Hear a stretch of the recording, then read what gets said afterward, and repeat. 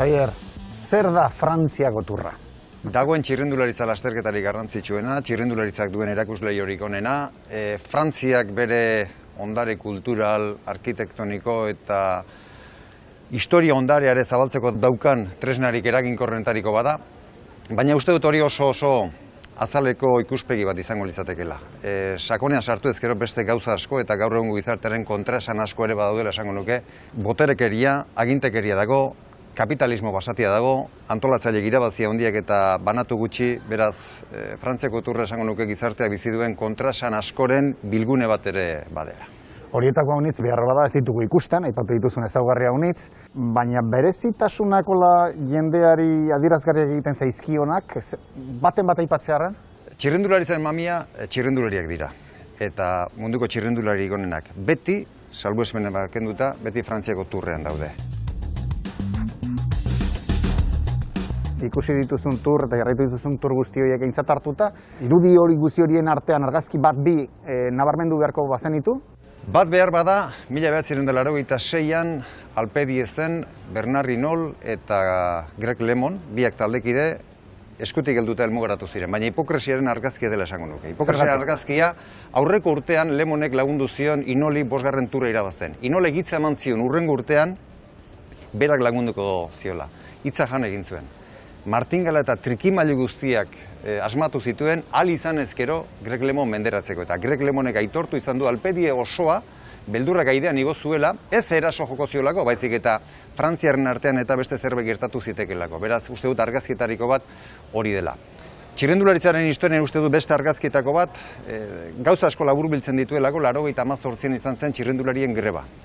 Dopinaren urte bete-beteak ziren, eta Marko Pantanek irabazteko turra hartan, txirrendulari asko lurrean eserita, antolakuntzari aurre eginez. Batez ere, antolakuntzari baino gehiago, jazarpena zegoelako euren kontra. Gaizkiletzat hartu zituzten, egunero miaketak eta oso zainketa bortitza izan zuten, eta horren protestare egin zuten.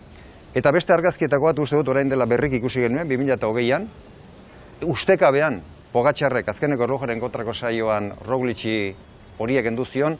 Eta hori ustekabeko izan zen, baina uste dut, Roglicek zintzo, txirrendularitzak, askotan ez beti, baina askotan izan duen kiroltasunaren adibide eta argazki ikusi genuen.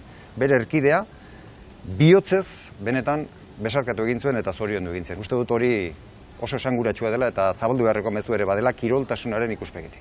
Eta, Xabier, Frantziako turra nola sortzen da? Euskal Herrian kirola asko apostutatik, eta denon bakigu, ez da gure kirolak nolakoak dian, eta baina turra nola sortzen da? Frantziako turra sortu zen, Leauto egunkariak zerbait asmatu beharra zaukalako egunkari gehiago sortzeko, eta 1903an horretarako sortu zuten. Inoiz egin den lasterketa gogorrena jarri zuten martxan 1903an Loto egunkariko antolatzaileek. Helburua argia zen, euren salmentak handitzea. Ikaragarriak dira orduko etapen luzerak. Lehenengoa 471 kilometrokoa izan zen Paristik Lyonera. Ibilbidea ere gogorra oso. Mendate ilara izugarria zen. Une hartako favoritoetako batek auto bat erabili zuen lasterketan eta deskalifikatu egin zuten. Historiara pasada, lehen etapako irabazleak Maurice Garenek helmuga igaro orduko oihukatu zuena. Azazean, hiltzaileak!